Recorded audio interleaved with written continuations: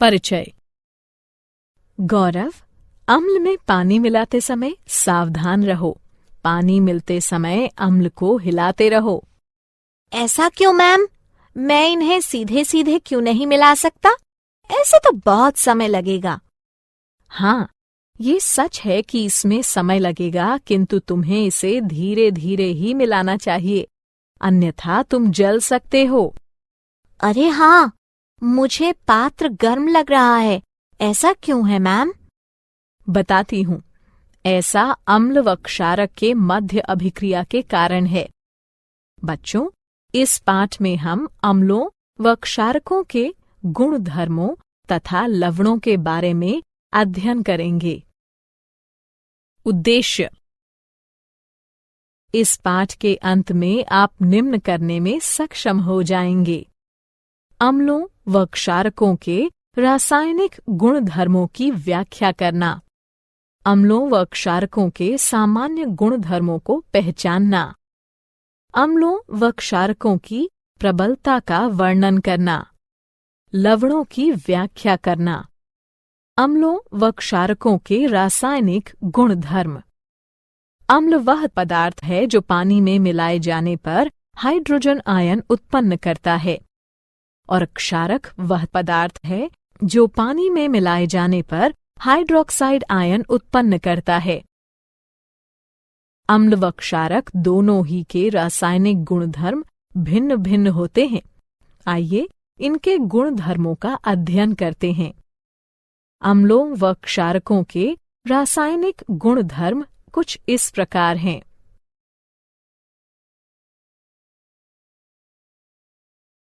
गंधीय सूचक।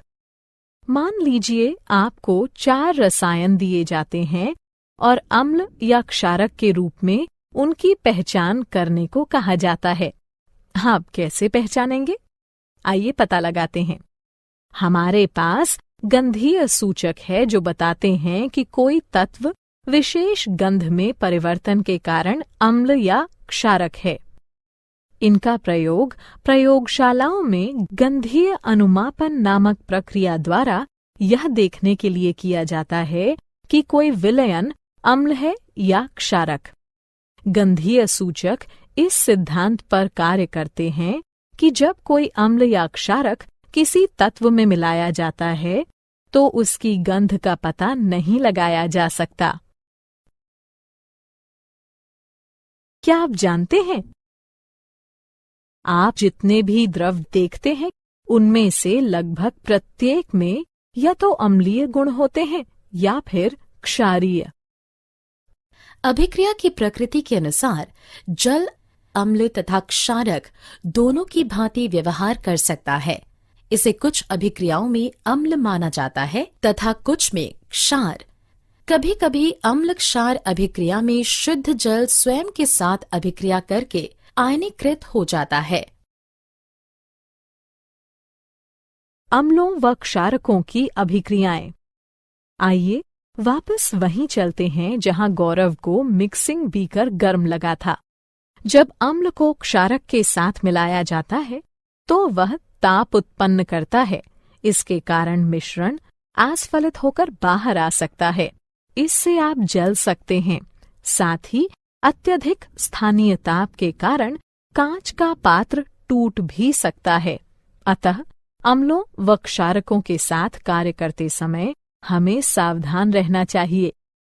आइए अब अम्लों व क्षारकों की धातुओं, धात्विक कार्बोनेटों व धात्विक हाइड्रोजन कार्बोनेटों के साथ परस्पर विभिन्न अभिक्रियाओं पर विचार करते हैं। धातुओं के साथ अभिक्रिया। हाइड्रोजन के ऊपर सभी धातुएं तनु अम्लों के साथ उनके संगत लवण बनाने व हाइड्रोजन को मुक्त करने की प्रतिक्रियाशीलता श्रृंखला में अभिक्रिया करती हैं।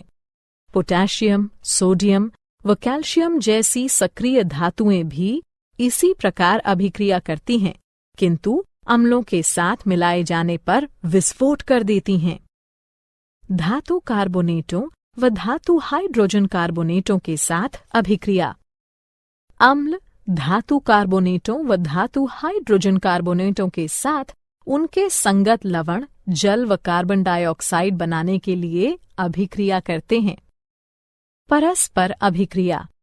अम्ल व क्षार एक दूसरे से विपरीत व्यवहार करते हैं।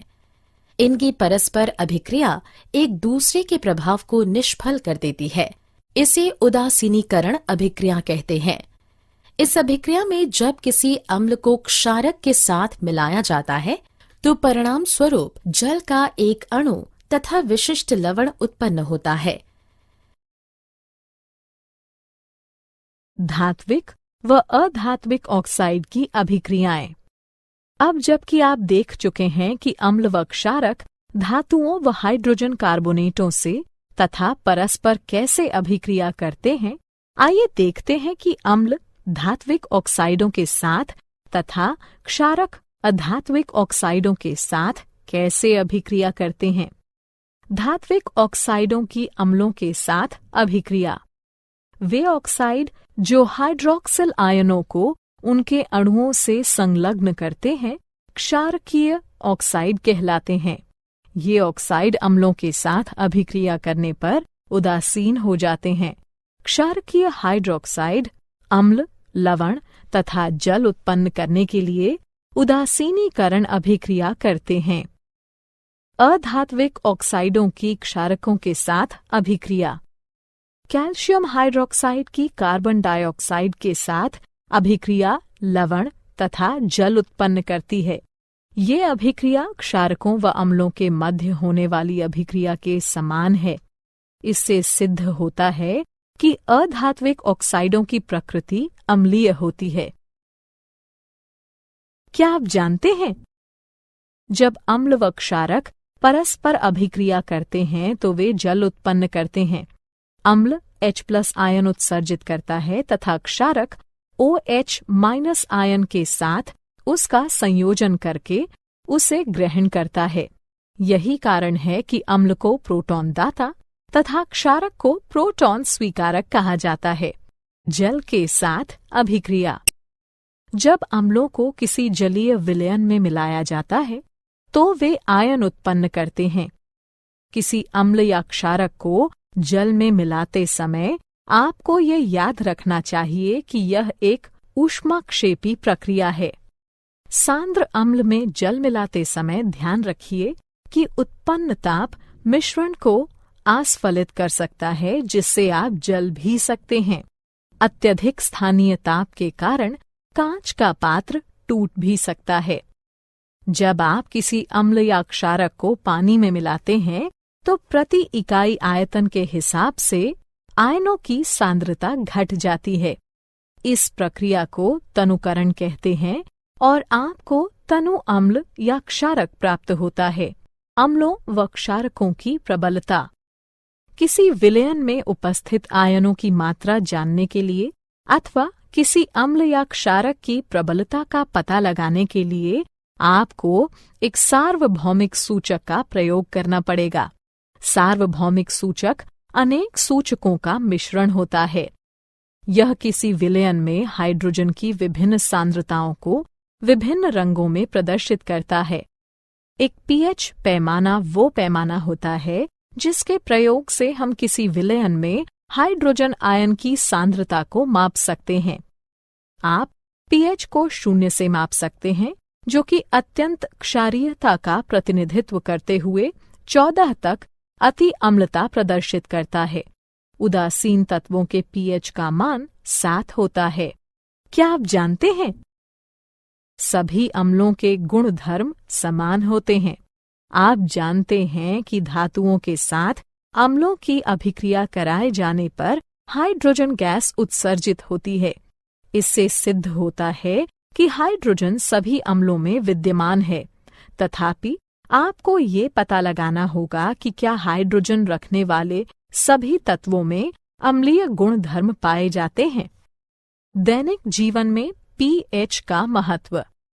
आइए अपने दैनिक जीवन के कुछ ऐसे उदाहरणों को देखते हैं जहां pH एक महत्वपूर्ण भूमिका निभाता है। मृदा या मृदा अभिक्रिया का pH मृदा की अम्लता अथवा खारापन बताता है। इसे pH इकाइयों में मापा जाता है। इसे हाइड्रोजन आयन सांद्रता के ऋणात्मक लघुगणक के रूप में परिभाषित किया जाता है।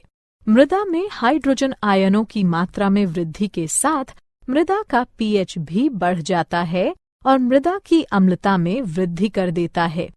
मृदा के पीएच को मृदा की मुख्य चर राशि माना जाता है क्योंकि यह कई रासायनिक अभिक्रियाओं पर नियंत्रण रखता है। यह पोषक तत्वों के रासायनिक रूपों पर नियंत्रण करके पौधों में पोषक तत्वों की उपलब्धता को विशेष रूप से प्रभावित करता है। पाचन तंत्र में पीएच। हमारा उदर हाइड्रोक्लोरिक अम्ल उत्पन्न करता है जो कि उदर को हानि पहुंचाए बिना भोजन पचाने में सहायता करता है।